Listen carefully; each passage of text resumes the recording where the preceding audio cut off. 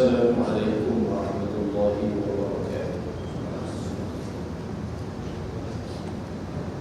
Ila hadratin Nabi Mustafa Rasulullah sallallahu alaihi wasallam.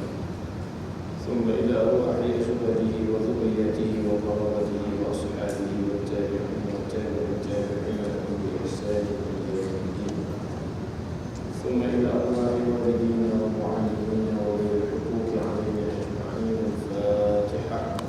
A'udzu billahi minasy syaithanir rajim. Bismillahirrahmanirrahim. Alhamdulillahi rabbil alamin. Arrahmanir rahim. Maliki yaumiddin.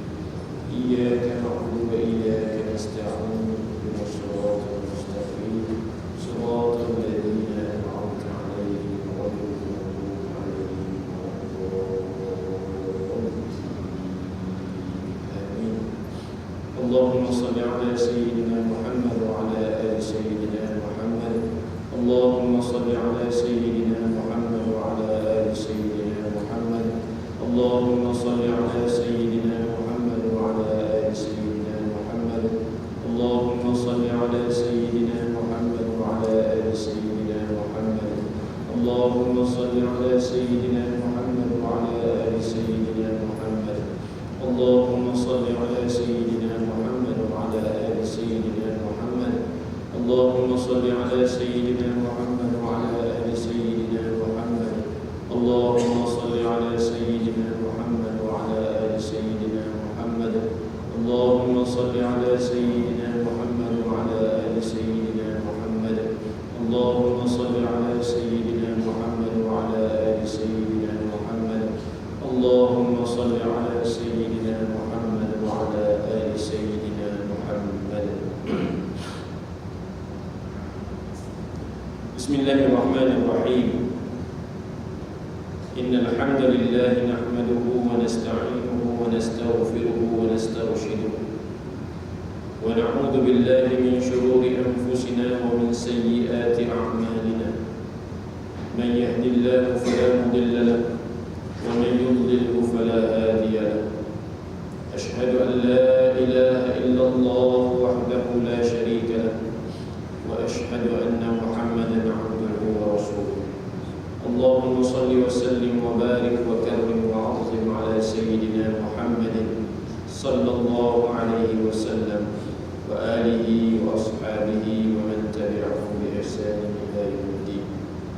Qala rabbi shrah li sadri wa yassir li amri wa hlul 'uqdatam min lisani yafqahu qawli. Allahumma iftah 'alaina hikmataka wa anshur 'alaina min khazaini rahmatika ya arhamar rahimin. Rabbana zidna 'ilman warzuqna fahma. Amin ya rabbal alamin. Bismillah, ma sya Allah, la quwwata illa billah, ma sya Allah. Kullu ni'matin min Allah, ma sya Allah. Al-khair kulluhu bi yadillah, ma sya Allah. La yasrifu as-su'a illa Allah, amma ba'd.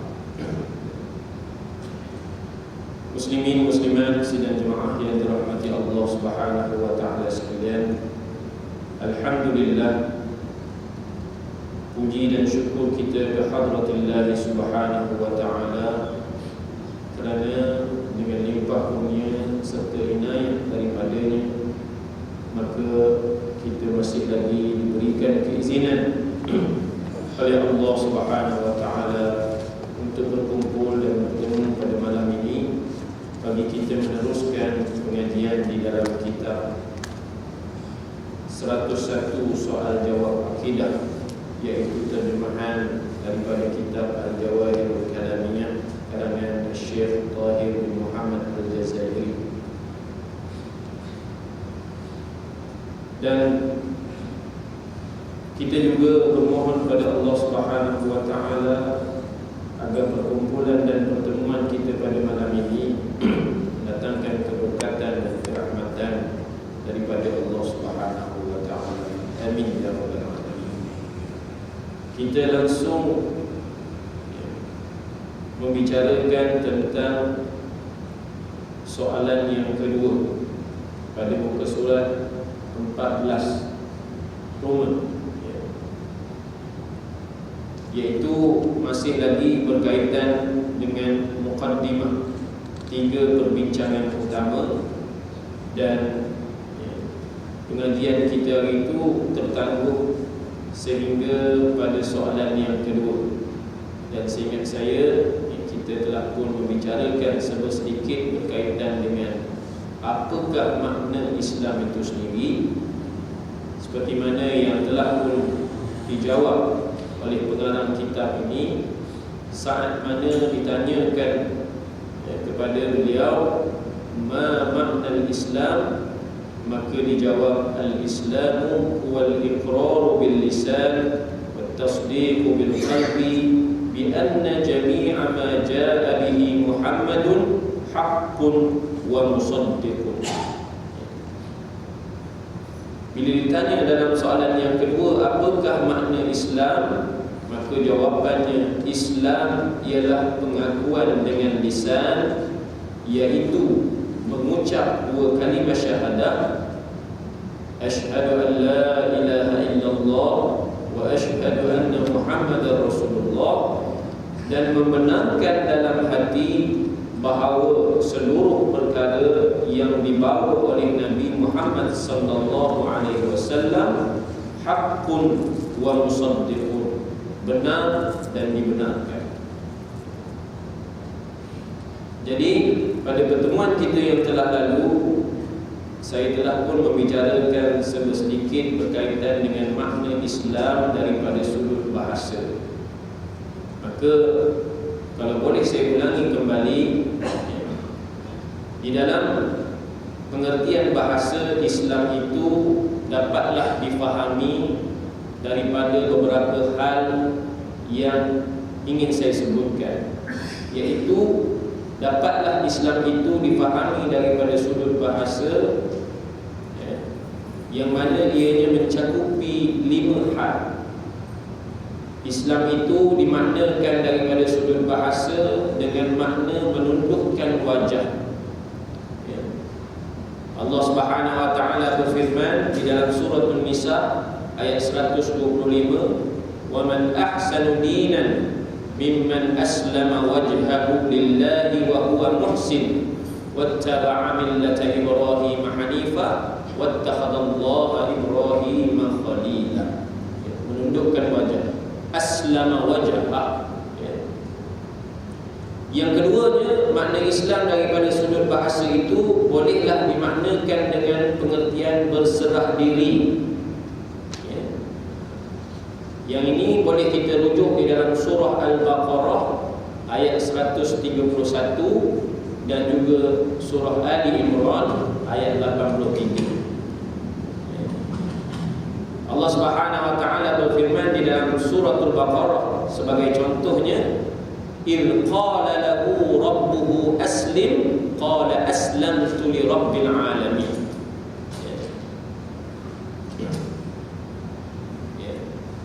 Apabila dikatakan kepadanya oleh Tuhannya, kepada Nabi Ibrahim, aslim, berserah dirilah kamu.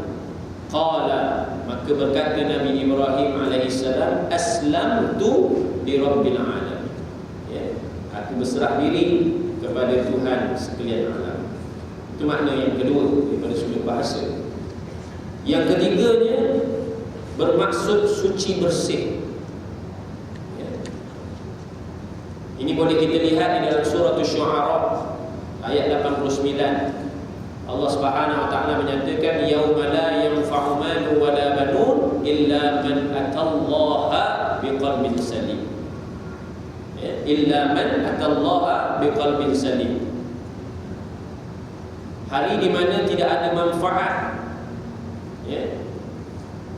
malun wala banun, harta dan juga anak pinak, illa, melainkan man atallaha, orang-orang yang datang kepada Allah Subhanahu wa taala biqalbin salim, dengan hati yang sejahtera, suci bersih. Itu Islam. Yang keempatnya dimaknakan dengan makna selamat dan sejahtera. Itu boleh kita lihat di dalam surah Al-An'am ayat 54. Allah Subhanahu wa taala menyatakan, wa in ja'aka alladziina yu'minuuna bi ayatina faqul salamun 'alaikum. Faqul salamun 'alaikum. apabila didatangkan kepadamu oleh orang-orang yang beriman dengan ayat-ayat kami, faqul salamun alaikum, maka katakanlah kepada mereka, selamat sejahteralah ke atas kamu. Baik, yang kelima, dari sudut bahasanya Islam itu boleh dimaknakan dengan makna perdamaian. Maka itu boleh kita rujuk di dalam surah Muhammad ayat 35.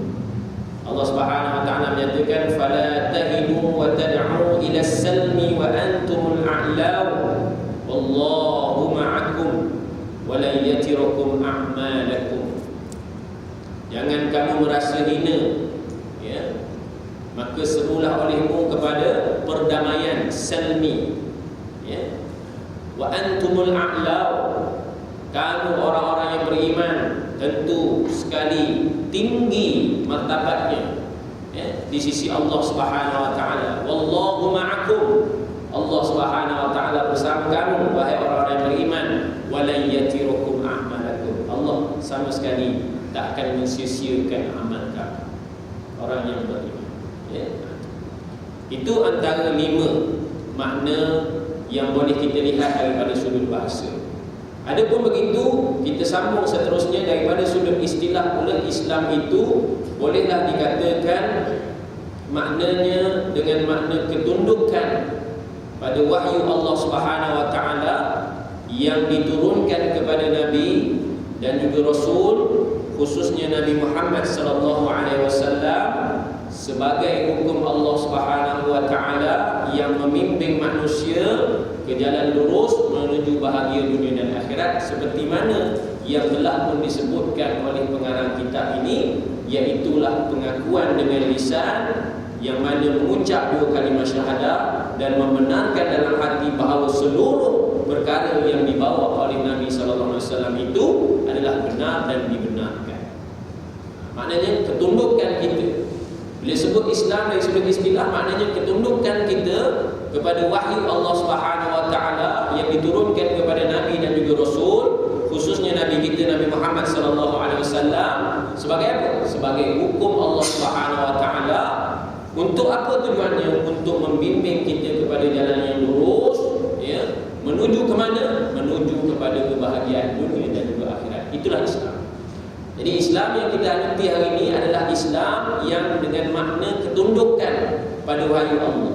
Mana-mana orang yang tak tunduk pada wahyu Allah Subhanahu wa taala, mana-mana orang yang tidak membenarkan kerasulan Nabi sallallahu alaihi wasallam, mana-mana orang yang kata tadi tidak meletakkan Islam itu sebagai pembimbing kepada jalan yang lurus, lantas orang kata tadi jalan untuk memberikan kebahagiaan kepada dunia dan akhirat, maka Islamnya masih lagi, ya,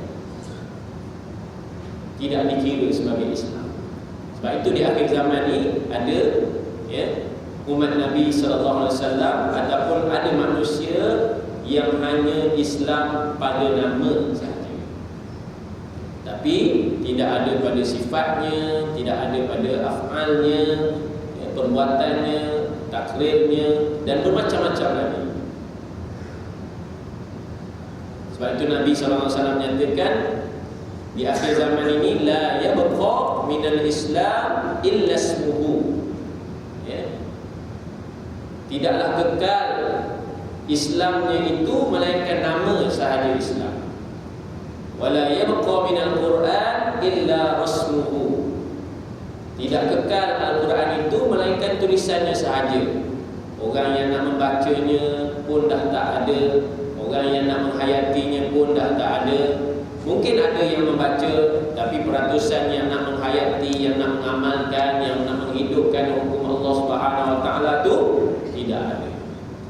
Jadi, ya, selagi mana kita tidak tunduk kepada wahyu Allah Subhanahu wa taala yang diturunkan kepada Nabi dan juga Rasul, khususnya kepada Nabi kita Nabi Muhammad SAW tadi, maknanya kita tak tasdik bil qalbi, kita tak membenarkan dalam hati kita bi anna jami'a ma ja'a bihi Muhammadun haqqun wa musaddiqun.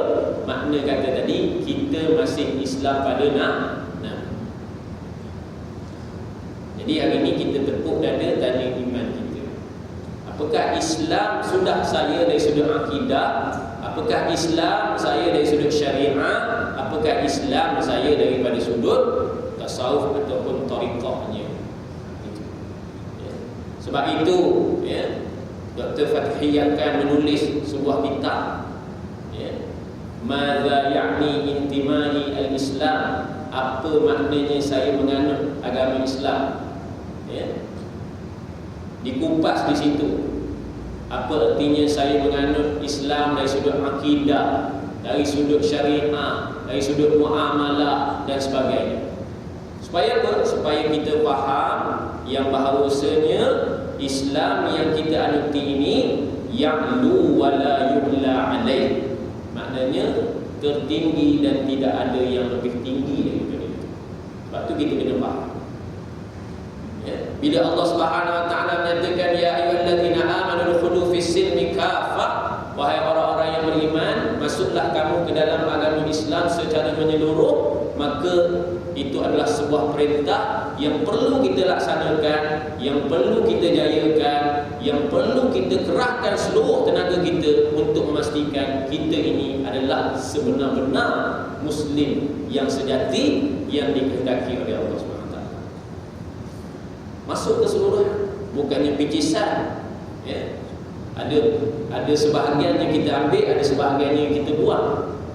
Mungkin dari sudut ibadahnya kita ambil, tapi dari sudut muamalahnya, dari sudut jinayahnya, dari sudut apa lagi lah munakahatnya kita tidak mengikut tata cara Islam, maka itu pun masih lagi tergolong dalam Islam nama, ataupun masih lagi tidak dikira sebagai mengambil Islam secara keseluruhannya. Allah suruh mengambil keseluruhan, kafah, wala tattabi'u khutuwati syaitan innahu lakum aduwwun mubin. Jadi setelah mana kita mengetahui yang bahawasanya Islam itu dari sudut istilahnya tadi, yang bahasa itu kita tak ambil peduli sangat ya, dari sudut istilah.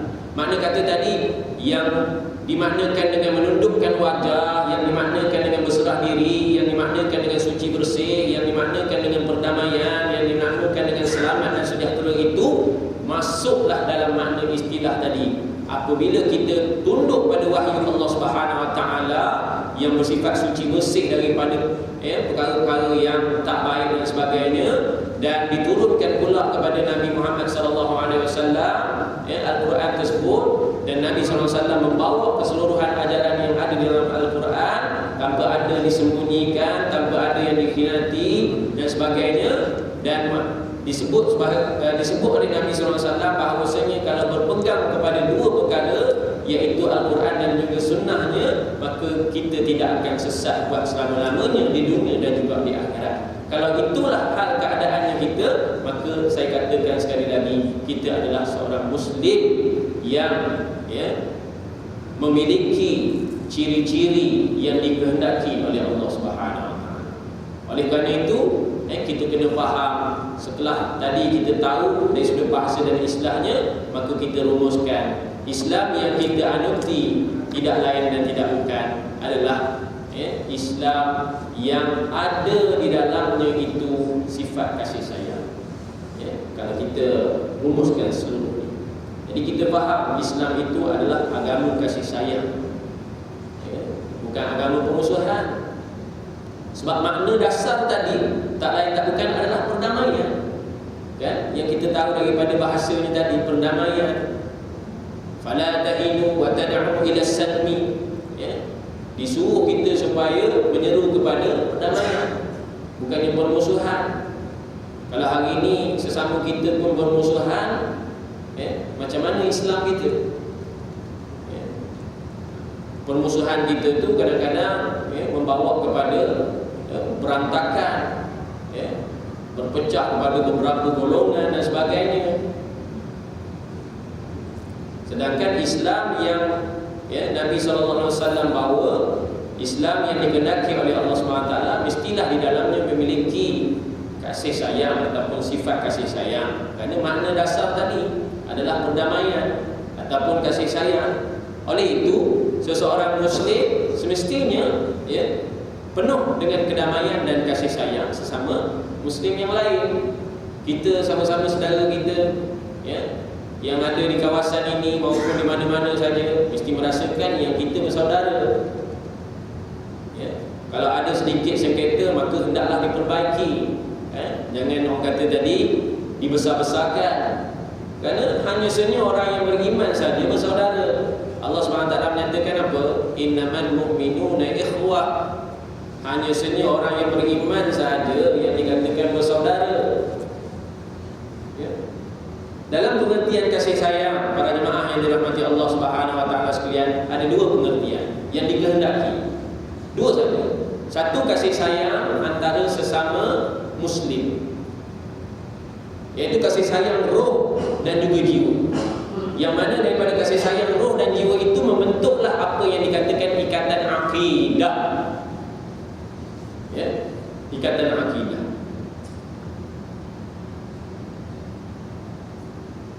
Jadi bila disebut pada kita ataupun ditanyakan kepada kita apakah ikatan yang paling kukuh,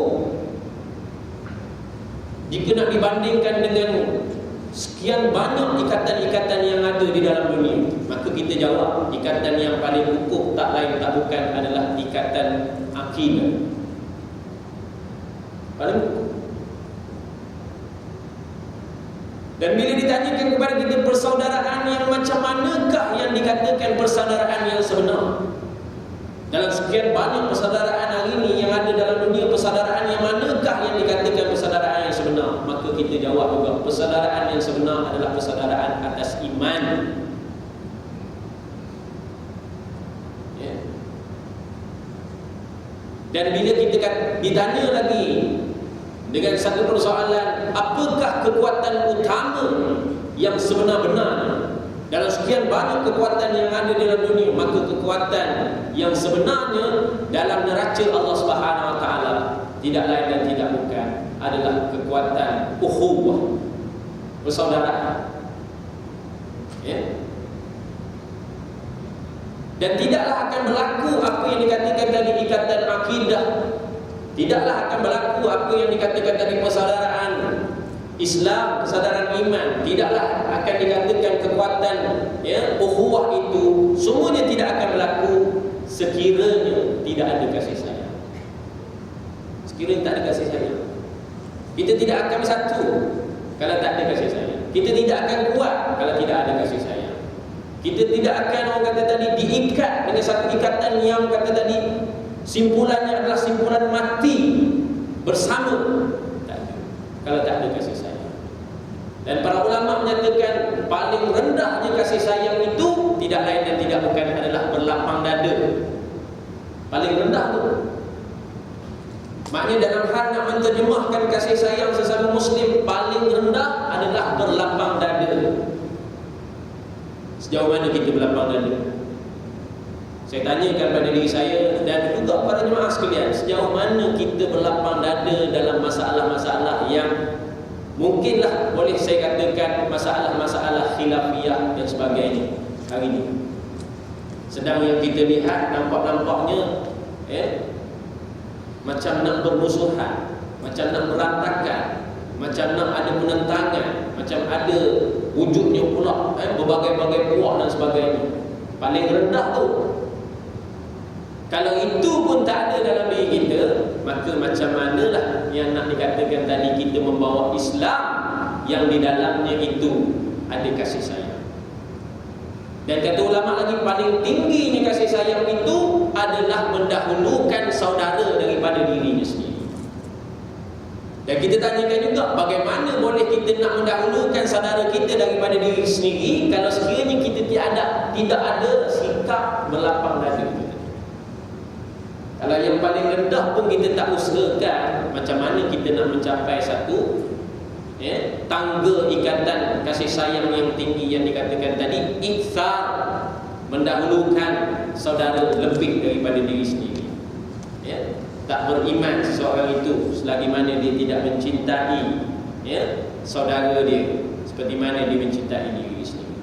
Kadang-kadang kita tak suka diri kita ini terjerumus dalam lembah kemaksiatan, terjerumus dalam perkara-perkara yang tidak elok. Tetapi kita memandang saudara-saudara kita yang terjerumus dalam perkara-perkara yang tidak elok itu dengan pandangan sinis.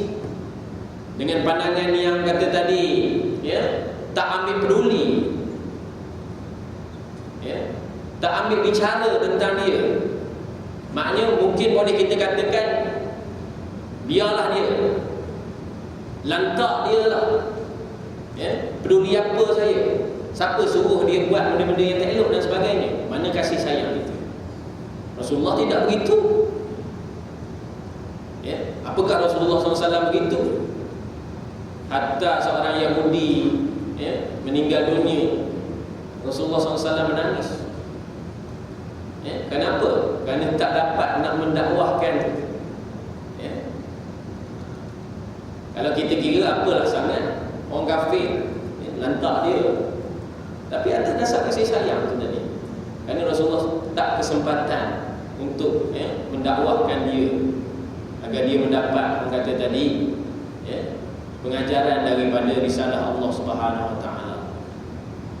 Pun begitu Rasulullah SAW bersedih, ya, dengan kematian pak saudara dia Abu Talib dalam hal keadaan matinya mati kafir.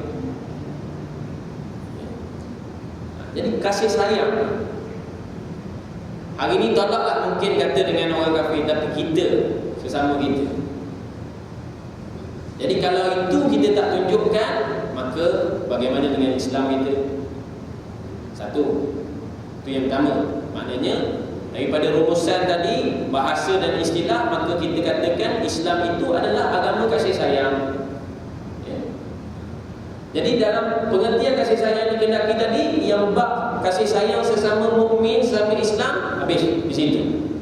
Kalau ada, adalah. Kalau tak ada, tak ada. Dan masuk yang kedua, iaitu kasih sayang sesama manusia.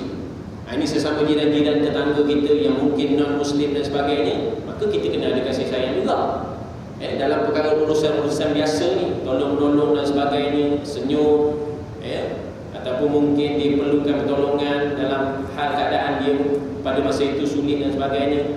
Tapi kita tidak ada kompromis dari sudut unsur-unsur agama. Itu sajalah sesama manusia. Minta tolong, kita tolong. Tunjukkan yang kita ni adalah orang yang ringan tangan untuk membantu, supaya dengan itu dia nampak kesyumulan Islam itu dalam diri kita. Ini orang Islam. Mudah-mudahan dengan itu dia terpaut hatinya untuk menganut ajaran Islam. Gitu. Tetapi dalam bab-bab unsur agama dan sebagainya, isu-isu agama, maka yang itu kita mesti bersikap seperti mana sikap-sikap orang yang bersama dengan Nabi SAW, iaitu ruhama bainahum asyidda 'alal kuffar. Ya. Kasih sayang. Muhammadur Rasulullah, kata Allah Subhanahu Wa Taala, walladzina ma'hu asyidda 'alal kuffari ruhama bainahum. Dan orang-orang yang bersama dengan Nabi SAW adalah orang yang ruhama bainahum, berkasih sayang sesama mereka, asyidda 'alal kuffar. Ada pendirian dengan orang-orang kafir. Bukannya mengikut telunjuk dia saja, tapi ada pendirian. Jadi kadang-kadang kita, ya, orang kata tadi, melepaskan pendirian tersebut semata-mata untuk mengikut cita rasa mereka. Itu yang tak kena. Jadi pendirian tetap kena. Muhammad bainahum, sesama orang yang beriman, asyidda 'alal kuffar, bersangat dan keras terhadap orang-orang kafir. Kalau sekiranya pada ketika itu, ya, ada usaha-usaha untuk nak, kata tadi, mencacat celakan agama, maka kita kena ada sikap untuk tampil mempertahankan agama kita. Baik. Yang kedua, fahamlah kita daripada makna Islam itu tidak lain dan tidak bukan Islam terbina atas 5 perkara. Ya.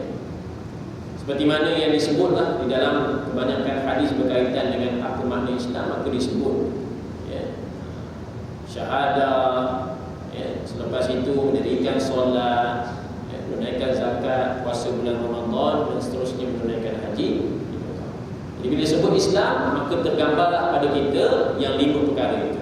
Apa itu Islam? Maka kita jawab, al-Islam an tashhadu an la ilaha illallah wa anna Muhammadar Rasulullah wa iqamis shalah wa ita'iz zakat wa shaum Ramadan wa hajjul baiti man istata'a ilaihi sabila. Itulah benda dia. Ya. Apa makna Islam itu? Maka kita kata Islam itu kasih sayang. Islam itu terbina atas 5 perkara. Bunyan Islam ala khamsin. Itulah yang Nabi SAW sebut dalam hadis, ya. Seperti mana yang terdapat di dalam Sahih Bukhari begitu. Itu yang kedua yang boleh kita maknakan dengan Islam. Yang ketiganya, tak lain tak bukan Islam itu adalah agama Allah Subhanahu Wa Taala. Kerana asal agama Islam itu daripada Allah dan bukan daripada manusia. Nabi SAW membawa, tetapi agama itu asal usulnya daripada Allah Subhanahu Wa Taala. Dalilnya di dalam surah Ali Imran ayat 19, Allah Subhanahu Wa Taala menyatakan innad dina 'indallahil Islam.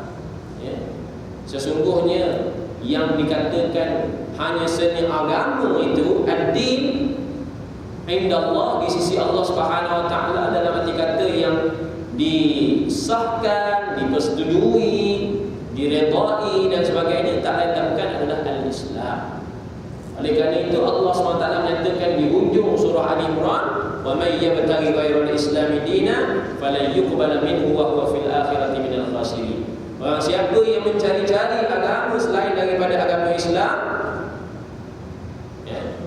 sama sekali Allah Subhanahu Wa Taala akan terima buat selama-lamanya, dan di hari akhirat nanti dia akan tergolong dalam golongan orang yang merugi. Jadi Islam itu adalah agama Allah, yang sewajarnya kita pada hari ini mempertahankan agama Allah Subhanahu Wa Taala. Yang sewajarnya pada hari ini kita memuliakan agama Allah. Yang sewajarnya pada hari ini kita berbangga yang kita adalah orang Islam yang mana memegang agama Allah Subhanahu Wa Taala berbanding dengan. Sebab itu dikatakan tadi, fala tahinu wala tahzanu wa antumul a'lau in kuntum mu'minin. Kamu jangan rasa terhina, kamu jangan rasa sedih. Wa antumul a'lau, kamu adalah orang yang tertinggi. In kuntum mu'minin, kalau sekini kamu beriman. Dan nama beriman tentulah Islam. Tapi kalau Islam belum tentu beriman. Sebab dikatakan tadi Islam ada yang nama kata tadi Islam pada nama sahaja, tidak pada perbuatan dan sebagainya. Baik. Yang seterusnya, yang keempat yang boleh kita faham daripada makna Islam itu sendiri, tidak lain dan tidak bukan, Islam adalah agama para anbiya wal mursalin. Daripada Nabi Adam sampailah kepada Nabi Muhammad sallallahu alaihi wasallam, itulah agama yang dibawa. Meskipun kata tadi mempunyai perbezaan dari sudut orang kata tadi syariatnya, tetapi manhaj akidah yang dibawa oleh Nabi Adam sehinggalah kepada Nabi Muhammad SAW tak lain tak bukan adalah untuk mengabdikan diri kepada Allah Subhanahu Wa Taala. Syariat saja yang berbeza, tetapi dari sudut manhaj akidah yang orang kata tadi dia punya usul dia, ibu dia, inti pembawakan daripada Nabi Adam sampailah kepada Nabi Muhammad SAW, tak lain tak bukan adalah orang kata tadi ajaran yang mengajak manusia kepada mengesahkan Allah Subhanahu Wa Taala, mensucikan Allah Subhanahu Wa Taala, mentauhidkan Allah Subhanahu Wa Taala. Pun begitu memang terdapat perbezaan daripada sudut syariatnya. Itu kebiasaan lah. Nabi Musa lain syariatnya, Nabi Isa lain syariatnya, Nabi Muhammad SAW syariatnya berbeza. Pun begitu kita dapati dalam syariat Nabi SAW ini ada juga orang kata tadi syariat-syariat yang terdahulu yang mana dikekalkan di dalam syariat Nabi SAW. Macam ibadat korban dahulunya ada syariat puasa macam-macam. Ada juga syariat yang telah dimansukkan. Saya bagi contoh beginilah. Kalau di zaman Nabi Musa, baju yang terkena najis mengikut syariat Nabi Musa, maka hendaklah dia digunting. Baju kita ni kalau kena najis, kalau ikut syariat Nabi Musa, maka dia kena gunting, dia kena berat. Jadi lompang kat situ. Tapi kalau kita sekarang ikut syariat Nabi SAW, baju yang terkena najis, tanggal, buang najis, masuk dalam mesin, saat masuk dan sebagainya, besok boleh pakai pula. Tak perlu kita nak koyak-koyak ke baju kita. Syariat Nabi Musa dulu, kalau nak bertaubat, kena bunuh diri sendiri. Tapi kalau syariat Nabi Muhammad SAW, tak perlu kena bunuh diri. Syariat ini, taubatnya tinggal lagi. Taubat, makna kata tadi istighfar dan sebagainya, mohon ampun kepada Allah SWT. Kalau dulu perlu bunuh diri sendiri. Macam-macam lah kalau nak kira hukum syariat Nabi Ibrahim dan sebagainya. Ada yang dikekalkan dan ada yang telah pun dimasukkan dan tidak dipakai lagi. Pun begitu, hari ini ada pula satu ajaran yang cuba nak meng-highlightkan syariat Nabi Ibrahim. Tapi bila kita kaji, tak sama pun dengan syariat Nabi Ibrahim. Mungkin tuan-tuan, para jemaah sekalian mendengar satu ajaran yang baru ni timbul di dalam negara kita, iaitu fahaman ataupun ajaran millah Abraham. Dah dengar? Tak pernah dengar? Baru ni dah buat tangkapan dah. Jabatan Agama Islam Selangor pun dah buat tangkapan dan sebagainya. Dan yang amat malang, salah seorang pembawanya adalah seorang ustaz daripada Jabatan Agama Islam Selangor. Yang ni diberitahu. Kebetulan surau saya itu menjemput Ustaz Nizam Kadir, kan? Ustaz Nizam Kadir. Jadi Ustaz Nizam Kadir dia buka kitab berkaitan dengan 40 ciri ajaran sesat, dan masuklah dalam pembicaraan tentang ciri yang berapa saya tak ingat, iaitu mendakwa sebagai rasul. Cerita, terbitlah cerita millah Abraham ini. Yang mana pengikut-pengikutnya tak perlu semayang, itu biasalah. Tak perlu semayang. Begitu. Dan adalah tadi dia punya doktrin, fahaman dia. Cuma disebut oleh Al-Fadhil Ustaz Nizam Kadir masa ceramah di surau saya itu, dia berkesempatan berjumpa dengan orang yang mengendalikan kes millah Abraham ini. Berbual cerita 2 minggu selepas pada penangkapan tu. Saya tak ingat tarikh bila penangkapan tu. Jadi cerita begitulah. Dia cerita tentang doktrin itu dan sebagainya.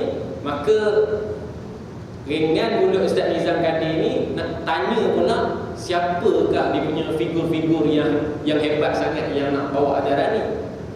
Jadi yang mengendalikan kes ni kata, saya Ustaz, kalau kata orang-orang biasa je bawa tu, saya tak pelik sangat, kan?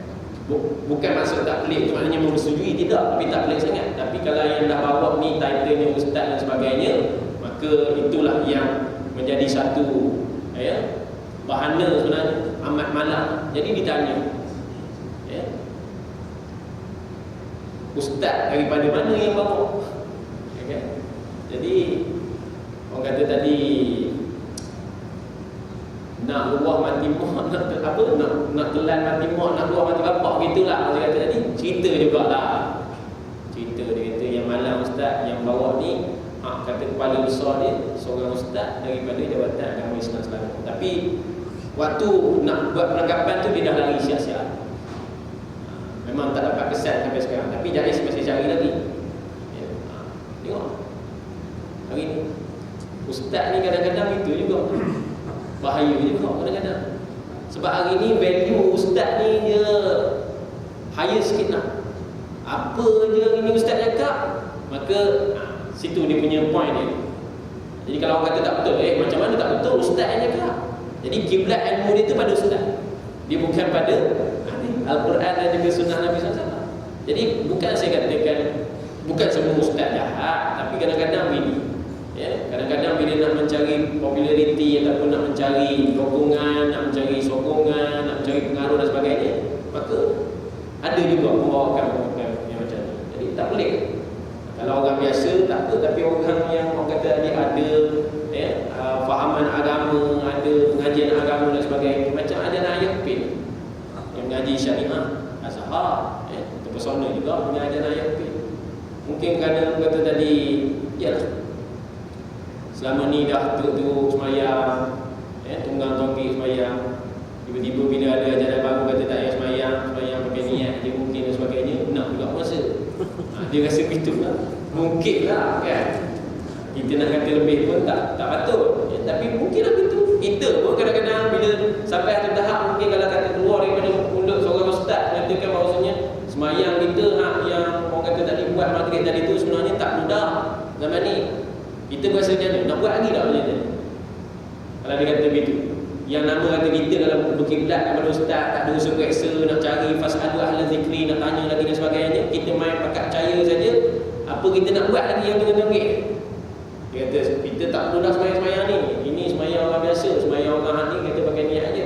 Betul ustaz? Betul. Kata dalil gini. Tak sepakat. Memang semua kena pakai niat dah sekarang. Orang kata tadi tak mau dah semayang-semayang gini, kan? Nyusah kan semayang gini. Katanya. Jadi mungkinlah cita rasa orang, nafsu dan sebagainya. Ini yang menyebabkan hari ini berkecamuk habis semua. Kalau dah masuk orang kata ustazah yang orang kata tadi mempelopori ajaran-ajaran bini, cukup bahaya. Itu yang dikhabarkan kepada saya. Kalau apa orang kata tadi Ustaz Nizam kata nipulah saya. Tapi ialah maksudnya dengan kajian dia berkaitan dengan kitab yang dibuat di karang 40 ciri ajaran sesat tu, maknanya ialah tak mustahil benda tu berlaku dan saya yakin dengan kenyataan yang dia buat.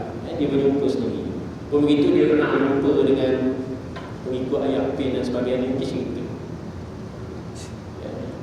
Ayah Pin ni maknanya kata pantang anak murid dengar Ayah Pin mimpi dengan isteri dia. Jadi kalau kata Ayah Pin ni sebut malam semalam aku mimpi dengan binimu.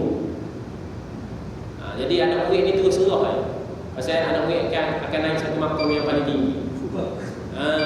Sedap apa? Sedap kaya pin lah. Ada gitu. Ini Ustaz Bizarkan dia ingat cerita antara dia punya doktrin ni. Jadi saat mana ayat pin mimpi je dengan bini pengikut dia, misalnya pengikut dia akan bagi. Sebab pengikut ni akan naik makam. Dia gitu. Punya percaya. Kalau kita nak lagi tak tahu lah, kalau percaya lagi juga. Sebab tu akidah tu kena tepat. Allah Ta'ala alam. Jadi kita berpegang pada InsyaAllah kita sambung sikit lagi yang dirahmati Allah Subhanahu wa ta'ala sekalian. Kita sambung sikit lagi. InsyaAllah saya habiskan perbincangan kita berkaitan dengan soalan yang kedua saja. Dan pada pertemuan yang lain nanti kita sambung dengan soalan yang ketiga. Ada satu poin lagi berkaitan dengan ini. Baik, tadi kita sebut pada poin yang keempat. Setelah mana kita mengetahui bahawa Islam itu adalah ketundukan pada wahyu Allah Subhanahu wa taala yang mana diturunkan kepada Nabi dan juga Rasul, khususnya Nabi Muhammad sallallahu alaihi wasallam sebagai satu hukum Allah SWT yang nak membimbing kita kepada jalan yang lurus bagi menuju kepada kebahagiaan dunia dan akhirat. Maka dapatlah kita faham Islam itu adalah agama para anbiya wal mursalin, daripada zaman Nabi Adam sampailah kepada Nabi Muhammad sallallahu alaihi wasallam. Jadi Islam itu adalah agama yang mana benar. Tak ada yang tak benar. Kalau sekiranya dipahami dengan fahaman yang sebenar.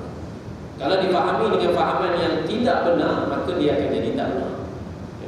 Sebab itu yang Allah Subhanahu wa taala nyatakan tadi, ya ayyuhalladzina amanu khudhu fis silmi kafah, maknanya Allah Subhanahu wa taala menyeru kepada orang yang beriman agar masuk ke dalam agama Islam secara sempurna, Islam yang sebenar, Islam yang dikehendaki oleh Allah Subhanahu wa taala dan juga Rasulnya, iaitu ketundukan kepada wahyu dan sebagainya. Tapi kalau tak ada unsur-unsur ketundukan kepada wahyu, bahkan mungkin yang kata tadi diturunkan kepada Nabi dan juga Rasul, khususnya Nabi Muhammad SAW, dikatakan pula bahawasanya ada lagi tambahan para Rasul setelah mana wafatnya Rasulullah SAW, maka itu adalah suatu benda yang batil. Jadi bila batil, Allah SWT nyatakan tadi juga, wa may yabtaghi ghayra al-Islam dinan fala yuqbal minhu wa huwa fil akhirati minal khasirin. Siapa cari agama selain daripada agama Islam yang sebenar, yang dibawa oleh para nabi dan juga para mursalin, para rasul, maka di akhirat besok dia akan menjadi orang yang rugi. Allah SWT tak akan terima sampai sekali.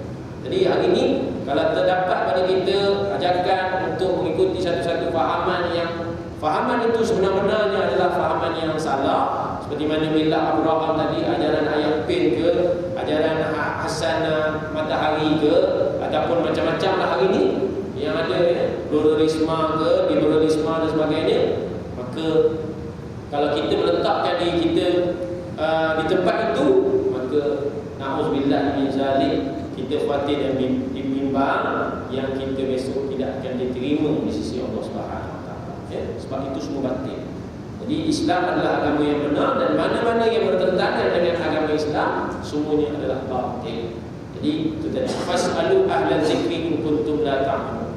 Bertanya kepada orang yang mengetahui kalau sekiranya kita tak tahu. Jangan pakai ikut saja, membetul-tuli. Orang pergi, kita pergi. Orang buat begitu, kita buat begitu. Dasarnya di mana pun kita tak tahu. Yang inilah yang menyebabkan kita mudah diracuni pemikiran kita dengan berbagai-bagai fahaman yang ada. Hari ini sampai dalam khutbah pun, dalam khutbah yang kedua pun minta berlindung daripada fahaman-fahaman ekstremis. Dalam doa kalau khutbah di Selangor gitu, minta berlindung dengan Allah SWT daripada fahaman-fahaman yang ekstremis yang akan orang kata tadi menjejaskan, orang kata tadi ukhuwah persaudaraan Islam dan sebagainya, seperti contohnya Syiah ke Mu'tazilah ke pluralisme, Qadiani disebut juga dalam doa. Gitu. Baik.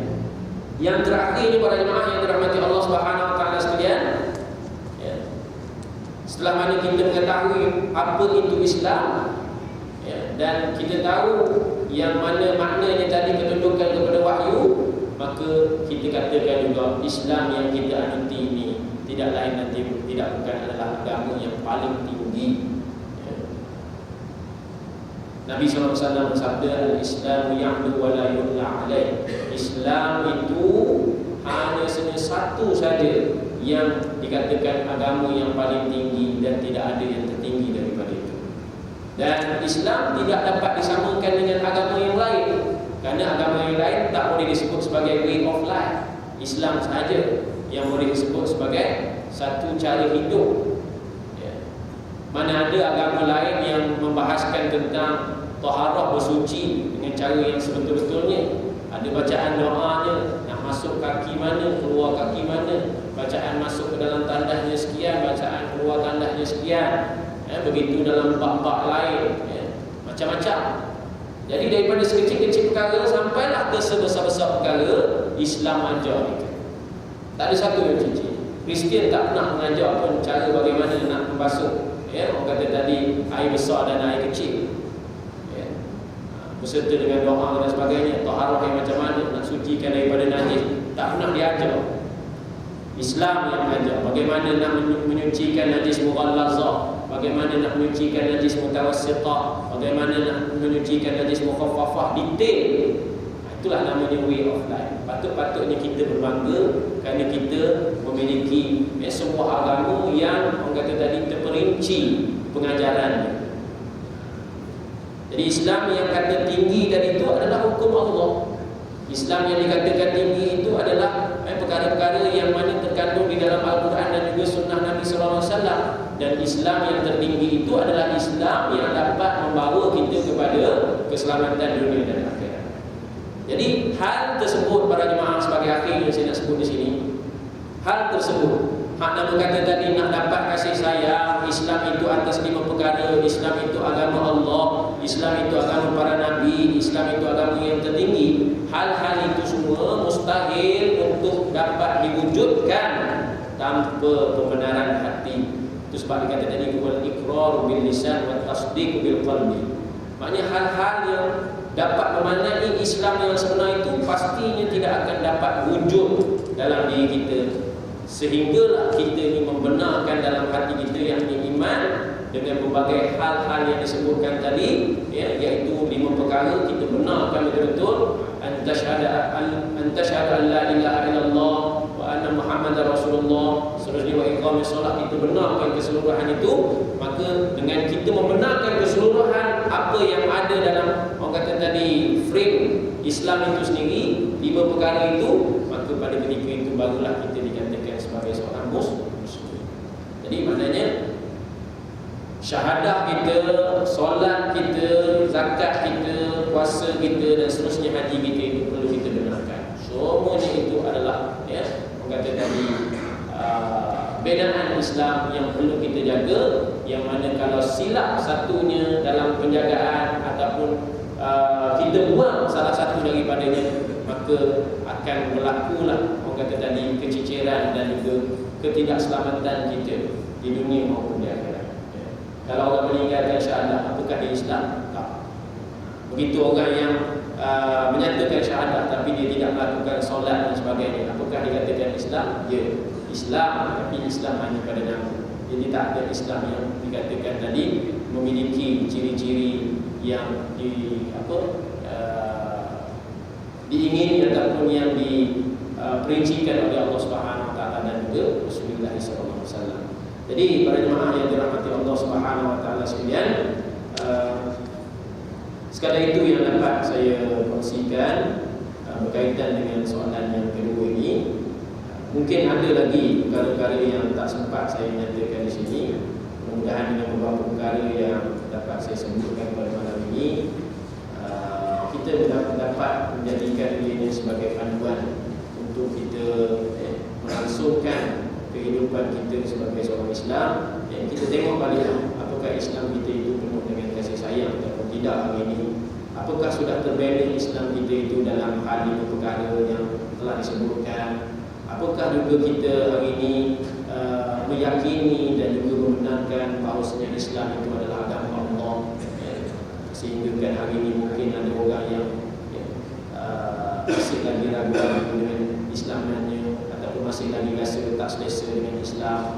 Apakah juga kita meyakini bahawasanya Islam yang ada pada kita hari ini adalah agama yang tentunya dibawa oleh para anbiya dan mursalin yang terdahulu, yang mana segala ajaran yang dibawa oleh para nabi dan juga para rasul yang terdahulu adalah ajaran yang benar, iaitu ajaran yang mentauhidkan Allah Subhanahu Wa Taala. Dan sejauh mana kita mentauhidkan Allah Subhanahu Wa Taala dan sejauh mana juga kita menentang dan juga berselisih dengan perkara-perkara yang batil, dan apakah kita menjaga yang namanya Islam yang dikatakan dari agama yang paling tinggi. Dan kalau sekiranya kita menjaga agama Islam kita yang disebut oleh Nabi tadi, yang kepada alaih, yang tertinggi dan tidak ada yang lebih tinggi daripada itu, maka tentunya Allah Subhanahu Wa Taala menjamin keselamatan dunia dan akhirat kita. Oleh kerana itu, jemaah yang dirahmati Allah Subhanahu Wa Taala sekalian, Allah Subhanahu Wa Taala juga berfirman, ya ayyuhalladzina amanu taqullaha haqqa tuqatih wa la tamutunna illa wa antum muslimun. Bertakwalah kepada Allah Subhanahu Wa Taala dengan sebenar-benar takwa, dan janganlah kamu sekali-kali mati melainkan hal keadaan kamu dalam Islam mati. Jadi kita kena usahakan sedaya mampu untuk kita menjaga agama Allah Subhanahu Wa Taala ini, dan berdoa kepada Allah Subhanahu Wa Taala mudah-mudahan Allah Subhanahu Wa Taala hidupkan dan matikan kita dalam keadaan kita masih lagi menundukkan kepatuhan kita kepada Allah Subhanahu Wa Taala, mentaati Dia dan menggunakan apa sahaja yang dibawa oleh junjungan besar Nabi kita Muhammad sallallahu alaihi wasallam. Aku qawli hadza wa astaghfirullah al-azim li wa lakum wa lisairil muslimin wal muslimat wal mu'minin wal mu'minat fastaghfiruhu innahu huwal ghafurur rahim. Insyaallah hari akan datang kita sambung dengan soalan yang ketiga, ma arkanul aqidatul islamiyyati ay asasaha. Apakah rukun akidah Islamiyah? Wallahu ta'ala alam. Kita tundukkan majlis dengan baca tasbih kafar, surah Al-Asr dan seterusnya. Majlis kita berkata di sini Allah Subhanahu Wa Ta'ala, subhanakallahumma wa bihamdika asyhadu an la ilaha illa anta astaghfiruka wa atubu ilaik. Bismillahirrahmanirrahim. Wal 'asri innal insana lafi khusr illa alladhina amanu wa 'amilus shalihat wa tawasaw bil haqq wa tawasaw bis sabr.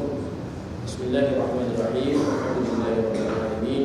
Wassalatu wassalamu ala asyrafil anbiya'i wal mursalin wa ala alihi wa sahbihi ajma'in. Allahumma iftah lana qulubana fi talabil 'ilmi warzuqna al-ikhlas fihi wal 'amal bihi wa nashra bihi hatta ya'tiyana al-yaqin. Sallallahu ala sayyidina Muhammad wa ala alihi wa sahbihi wasallam. Alhamdulillahirabbil alamin.